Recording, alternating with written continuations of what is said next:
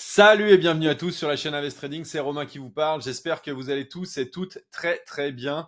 Eh bien, vidéo crypto, focus, on va faire un focus sur Ethereum aujourd'hui avec perspective court terme, moyen terme de prix. On va regarder d'où il vient et où est-ce qu'il est et où est-ce que le prix va potentiellement aller.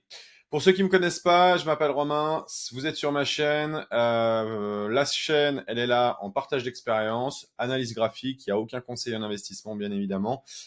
Et généralement, on a une petite communauté qui se porte plutôt bien, puisque les dernières vidéos ont apporté un certain nombre d'éclaircissements et de points d'entrée aux gens qui me suivent. Donc, dans tous les cas, j'espère que vous allez apprécier la vidéo.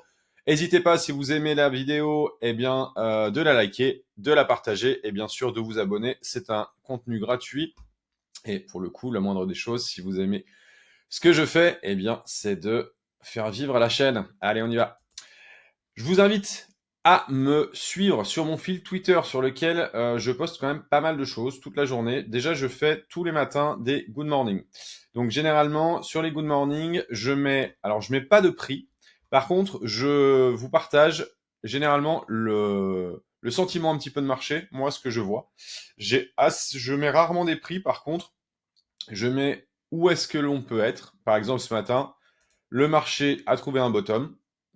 Les 3 derniers jours l'ont clairement prouvé. ETH propose la pump du mois de mai, je vous la ferai passer. Je l'ai partagé hier, j'ai partagé mon trade hier. Et le BTC laisse la place aux alts, en tout cas pour le début de journée. Nous verrons ça un peu plus tard. Donc, Trump, on verra ce que ça dit. J'ai partagé ce trade hier sur ETH. Donc, je ne sais pas s'il y a des gens qui m'ont suivi. Pour moi, il a à peu près la même tête que le graphique a la même tête que on dit, n'importe quoi, que le 19 mai, que le dimanche 19 mai. Donc, est-ce qu'il va partir? Pour l'instant, ça bataille. Mais en tout cas, voilà, moi, ma TP, elle est à 4127 pour celui-là. Allez, Fear and Greed Index. Donc oui, je vous invite vraiment. Le lien sera en description de la vidéo. Donc je t'invite eh ben, à me suivre, à mettre des petites alertes et ça peut pour le coup donner pas mal d'indications au fur et à mesure. Alors moi, pour la petite histoire, je me suis fait éclater sur mon long où on est venu me chercher pile poil. Alors Bybit est venu clairement me chercher. J'avais vraiment un très gros long et on est venu clairement me chercher sur tous les autres exchanges, toutes les autres plateformes. On n'est pas descendu aussi bas. Donc voilà. Je suis très content d'avoir nourri Bybit. Merci. Voilà, c'est sur la plateforme sur laquelle je trade. Alors, Fiat Grenadex, le sentiment il est bullish, hein, on est clairement dans de la grid. C'est pour ça que pour l'instant le prix, eh bien, moi je vous invitais vraiment à acheter quand le sentiment était vraiment dans le rouge, hein, était aux alentours des 25, entre 25 et 40 là, où là il y avait vraiment un sentiment où tout le monde disait ouais bon bah c'est bon, on va descendre, Bitcoin à 12 000 $, 38 000 $. Et sur les dernières vidéos que je vous invite à regarder, pour le coup, eh bien, scénario Bitcoin, le marché à bottom il y a 2 semaines, et clairement, ouais, le marché, il a clairement bottom il y a 2 semaines. Hein. Donc le Fear and Greed Index, il est intéressant sur le sentiment pour prendre vraiment la température de la masse. Donc là, pour le coup, 74, on est déjà un peu haut pour moi. Mais bon. Allez, on fait un petit passage par Bitcoin, le tiers Bitcoin. Donc, petit rappel, on avait fait ça, je vous avais proposé ce chart vert et on l'a suivi plutôt avec les zones de liquidité. Ça s'est suivi, donc je vous l'avais proposé en avril. Pour le coup, bon, j'étais plutôt bon. La seule chose, c'est qu'on n'a pas été pour l'instant sur les 51. Donc, je vous ai reproposé là un autre chart. Je pensais qu'on irait quand même plus chercher cette zone de liquidité où il y a vraiment au moins 2 ou 3 milliards à récupérer. Et bien pour l'instant, on a vraiment, les EMA ont vraiment tenu. Donc on va voir un petit peu cette semaine comment ça se passe. Les pôles de liquidité, voilà où il est. Là, on suit la lumière hein, sur ceux qui me suivent sur la chaîne savent que on va chercher le marché à faim, le marché est gourmand et il va chercher la liquidité des gens, par exemple, qui ont parié ici ou ici en longue. Donc, ils ont parié à la hausse et ils ont mis leur stop de protection. Donc là, vous voyez, il y a quand même énormément de cash à les récupérer. Il y a au moins 2 milliards à les récupérer. Ce serait quand même très étonnant qu'on n'y aille pas. Qu'on n'aille pas faire un retest dans la zone des 63 000. C'est pour ça que moi je pense que là on va y aller. Mais bon, on verra. Bitcoin dominance, eh bien voilà. Bitcoin toujours solide quoi. Ça ne s'arrête pas, il ne s'arrête pas de monter. Donc ce matin, donc ça c'est en hebdomadaire. Là, cette bougie là est valide. Et ce matin, effectivement, il laissait la place un petit peu aux alts. Donc, c'est pour ça que j'ai dit, est-ce que la pump de Bitcoin de la semaine dernière est terminée et il va laisser la place à Ethereum et à d'autres. On verra lundi. On est lundi, donc à voir. Le DXY, donc c'est le dollar index. C'est bien le dollar index.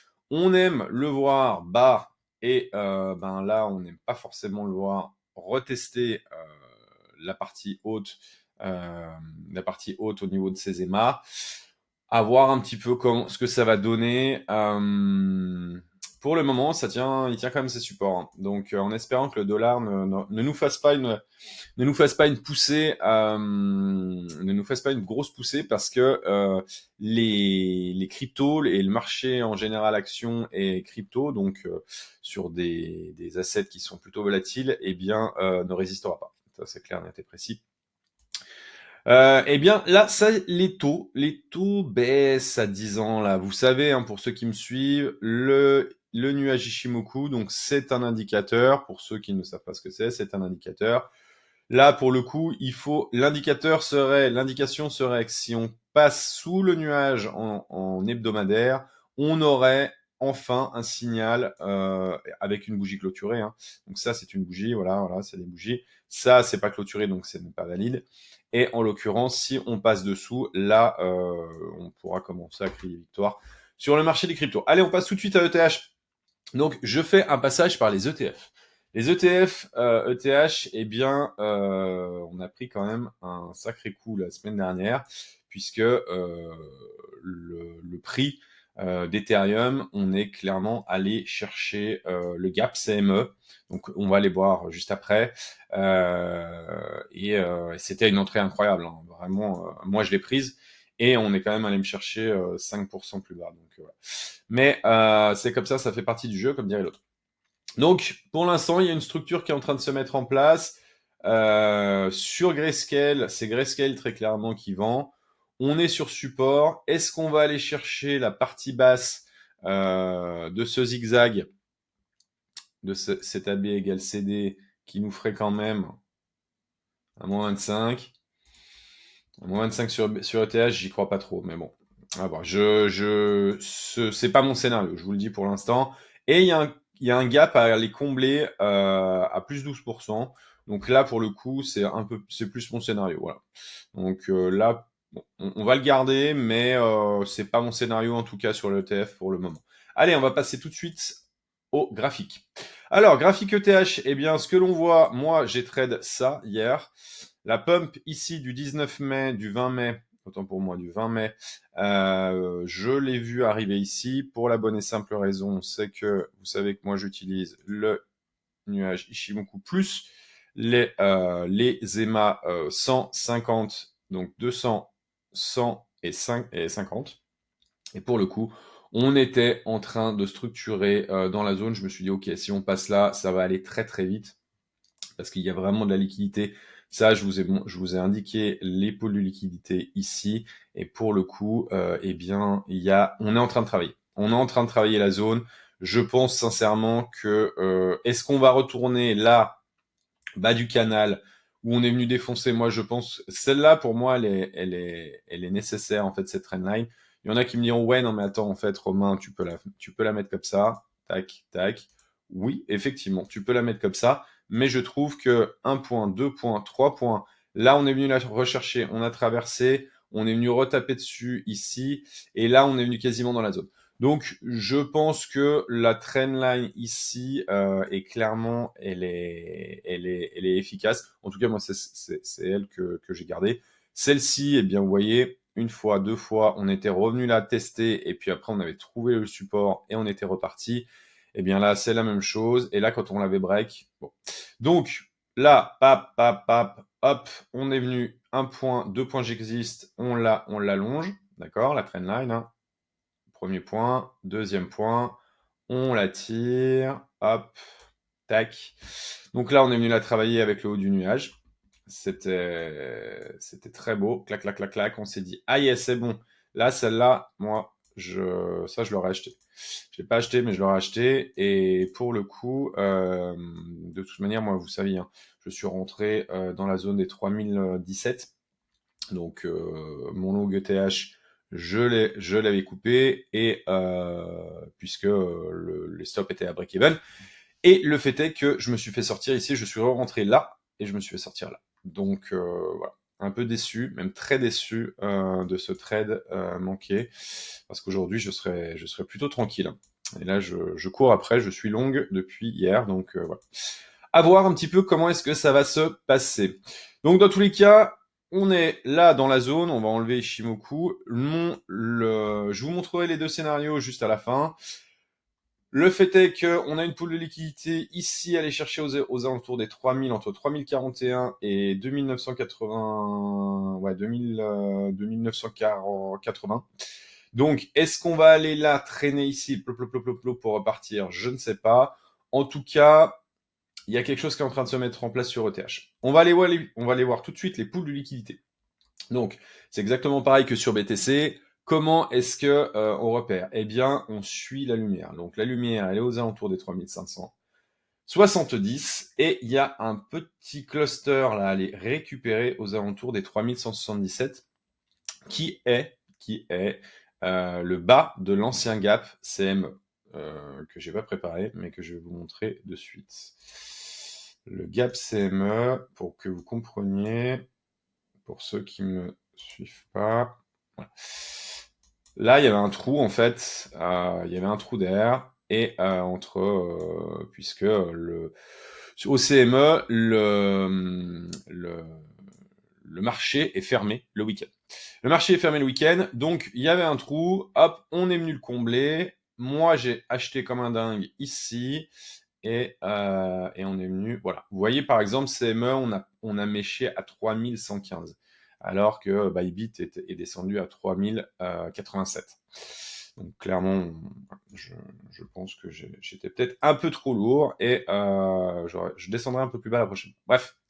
Dans tous les cas, on peut revenir travailler la zone là. Pourquoi? Voilà. La zone de liquidité, elle est là, parce qu'il y a du monde qui est rentré, en fait, ici. Et cette zone de liquidité ici, donc sur le CME, on la retrouve sur le marché secondaire, qui est ouvert tous les jours, à 3177.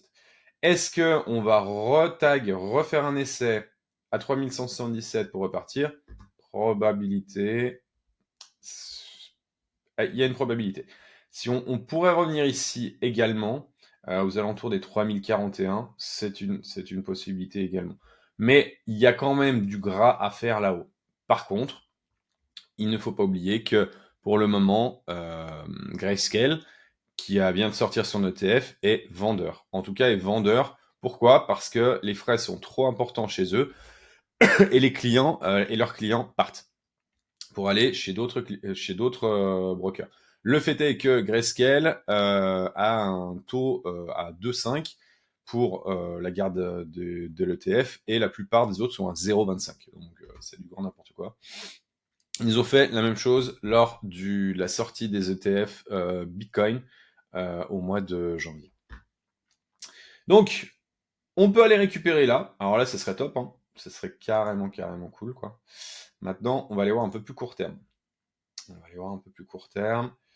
L'indication qu'on a, c'est il y a du monde, en fait, qui a ouvert des shorts ici aux alentours de 3400, normal.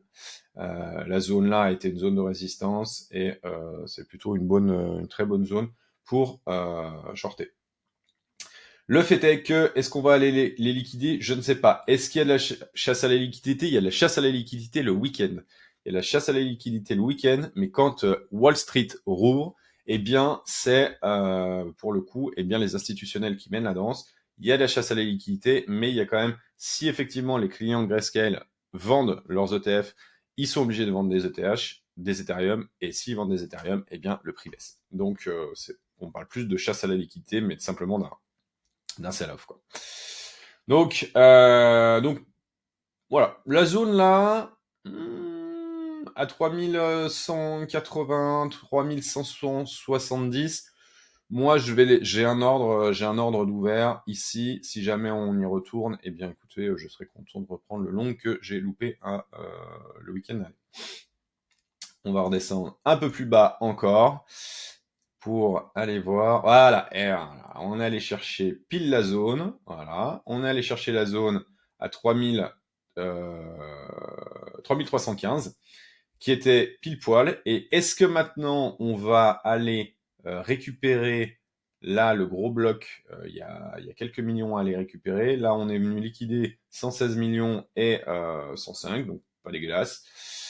La petite mèche ici, clic, clic, clic, c'est reparti. Et puis là, on est venu gratouiller, on est venu récupérer de la liquidité. Est-ce qu'on va aller péter la résistance ici et break là? Ça serait une excellente nouvelle. Je vous le dis, ça serait vraiment top. Ça serait carrément bien. On va passer sur Ethereum versus BTC.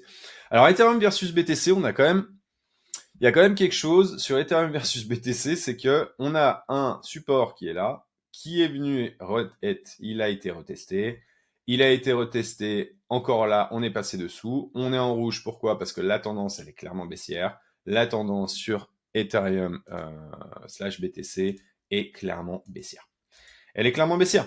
Donc, est-ce que là, moi, le fait que hier, on avait ce petit doji là, mais qui est quand même rouge, mais j'ai trouvé qu'il y avait un point de support, c'est pour ça que je suis rentré sur Ethereum. Est-ce qu'il va enfin se libérer de Bitcoin? Je ne sais pas. Moi, je pense, si vous me suivez depuis un moment, et pour moi, Bitcoin doit au moins atteindre cette zone ici. Alors, ce qui est intéressant, ouais, non, même pas.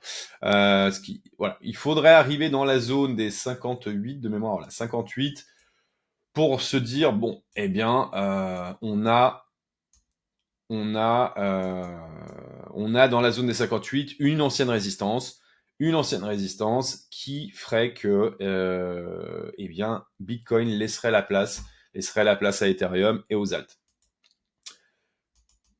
Là, j'avais mis cette flèche, je vais l'enlever parce qu'en fait, elle me gonfle pour la bonne et simple raison, c'est que Ethereum, pour l'instant, c'est wait and see, quoi. Hein.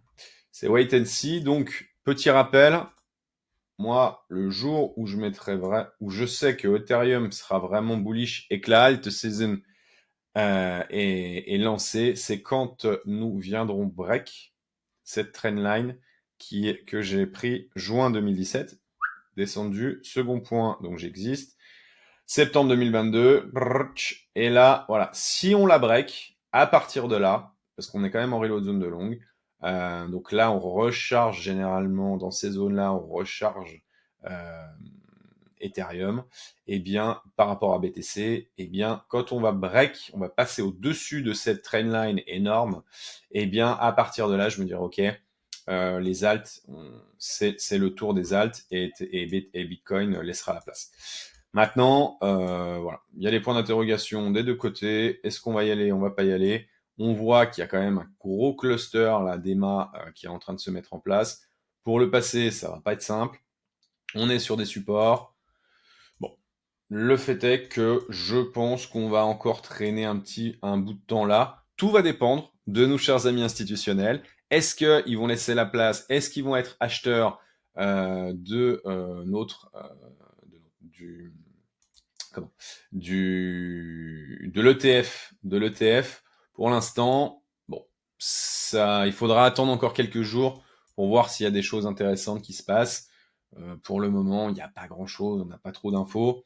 Donc, bon, à voir un petit peu comment est-ce que nos chers institutionnels est-ce qu'ils vont prendre le train tout de suite ou garder ou rester focus sur Bitcoin et sur les ETF Bitcoin qui eux, pour le coup, eh bien, fonctionnent plutôt, c'est plutôt pas mal.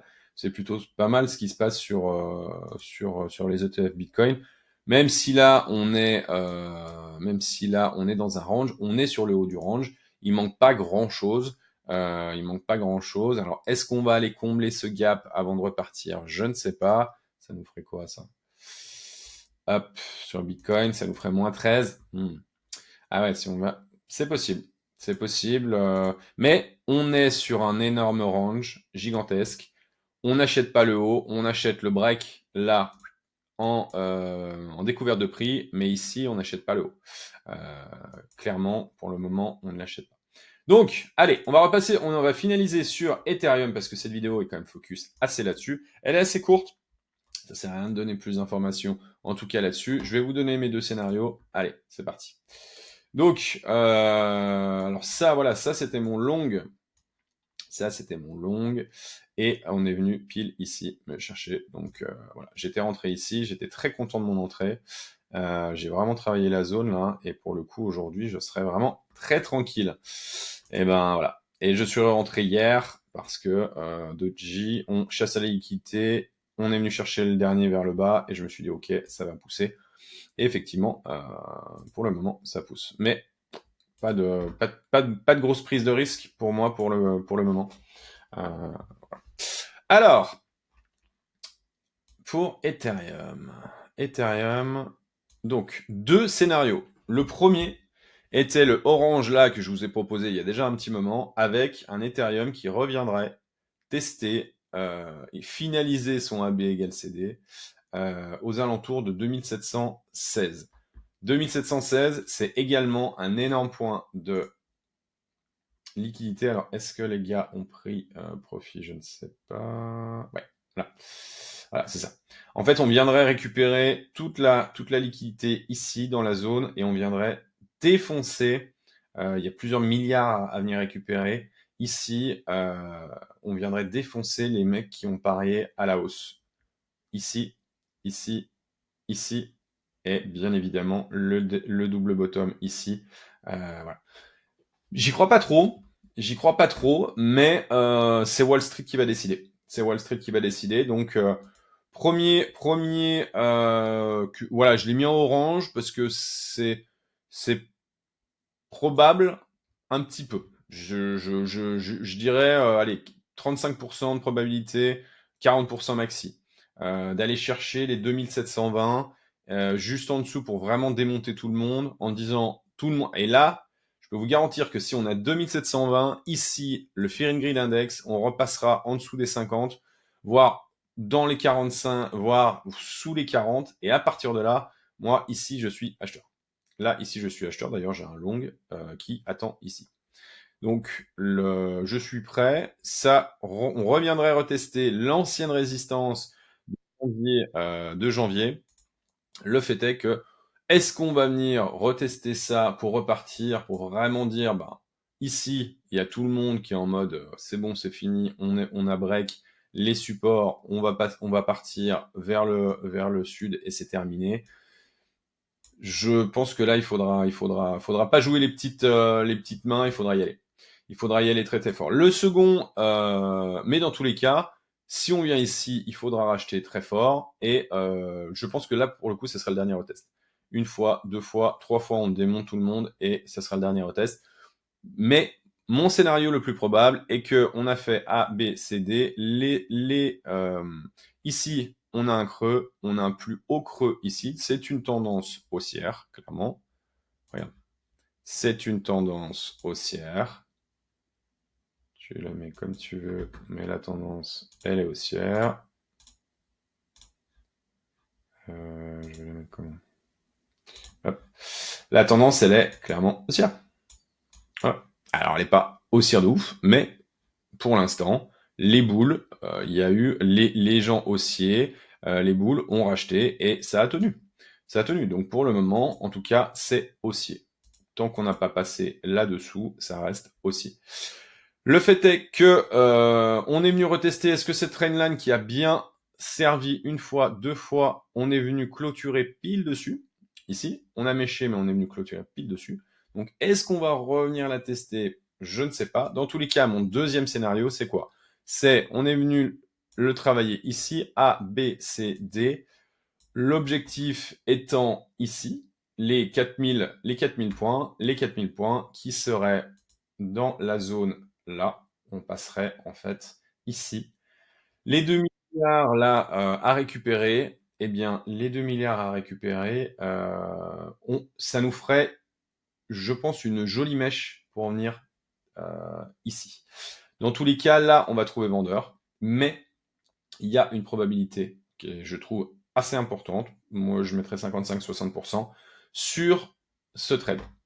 Donc, c'est pour ça que je suis rentré ici, dans cette zone-là, avec un trade qui m'amène à 4127. 4127. Voilà. Donc, je prendrai bien évidemment profit en partie dans cette partie, dans là. Pourquoi? Pour la bonne et simple raison, c'est que là, il y a un énorme pool de liquidité ici. Et que ici, on va trouver vendeur. Donc, on va pouvoir venir mécher peut-être, mais on va trouver vendeur là. Ça, c'est une obligation. Les gars vont pas prendre le risque de dire, OK, une fois, deux fois. Pour le coup, regarde, on peut même mettre, hop, voilà, une trendline ici, hop. OK, et ben tu te dis, dans la zone là, j'ai cette trendline là, je mets une alerte aux alentours, dans la zone des 3008, 3009, allez, entre 3008 et 3009, et je commence à prendre profit dans la zone là. Voilà. Donc, en sécurisant, bien sûr, en sécurisant avec un stop. Donc, le AB égale CD nous emmènerait là. Pour moi, la probabilité, elle est plus là. La probabilité est plus là. Dites-moi en commentaire ce que vous en pensez. Et ouais, dites-moi en commentaire, laissez-moi un commentaire pour me dire si effectivement vous avez ce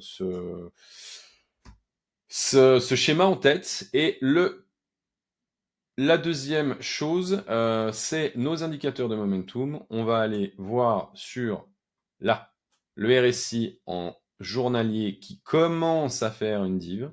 Première div, on en avait parlé ici, hein, je vous en avais parlé. Pour ceux qui me suivaient, j'ai dit là les gars c'est le bottom, faut y aller, faut charger. Là, une div encore qui est venue taper sur les 40, hop, rebond. Est-ce qu'on va redescendre là pour repartir? Je ne sais pas, mais en tout cas, ça ressemble à ça. Pour moi, ça ressemble un petit peu à la zone là. Donc, il va falloir passer les 50 ici pour être sûr. Et là, ça me plaît.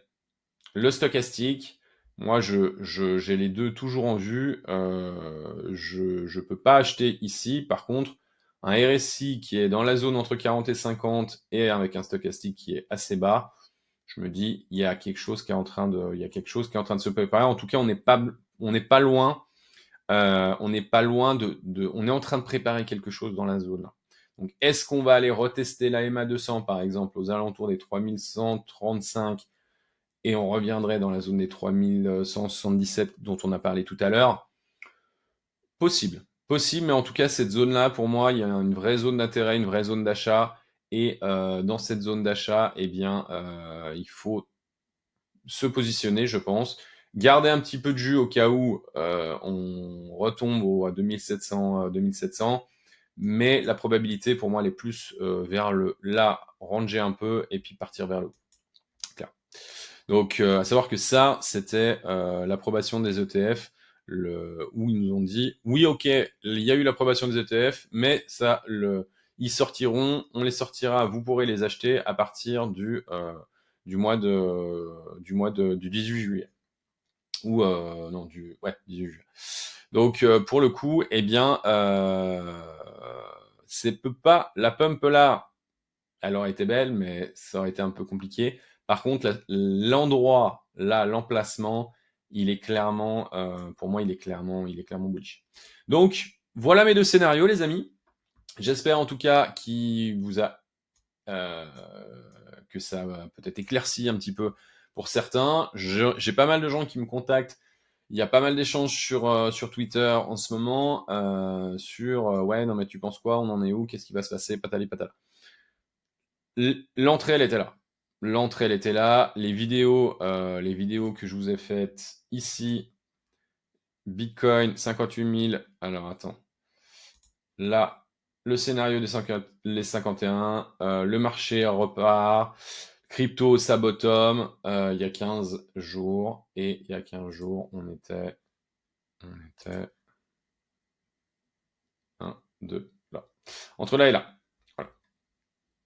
On était entre là et là. Donc, dans cette zone-là, voilà, il y avait une vraie zone d'intérêt. Il y avait une vraie zone d'intérêt. Les 4 vidéos là, vraiment, j'insistais pour. En tout cas, là, j'insistais vraiment pour que vous achetiez. J'espère. Je sais qu'il y en a qui en ont profité d'ailleurs parce qu'ils m'ont contacté. J'ai posé la question et j'en ai 2 qui m'ont dit ouais, et je te remercie. Qui m'ont contacté et qui m'ont dit bah merci parce que pour le coup, je fais un joli play, donc tant mieux. La chaîne elle est là pour ça. L'objectif étant, c'est que tout le monde ressorte de ce bull run, ce bull market avec des profits.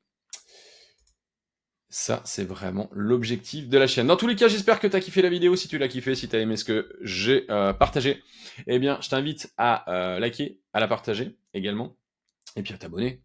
Et surtout à suivre le fil Twitter. Dans tous les cas, j'espère que vous allez vraiment apprécier. Vous connaissez l'adage, vous connaissez la phrase, gère ton risque, fais attention à ton cul. Allez, ciao.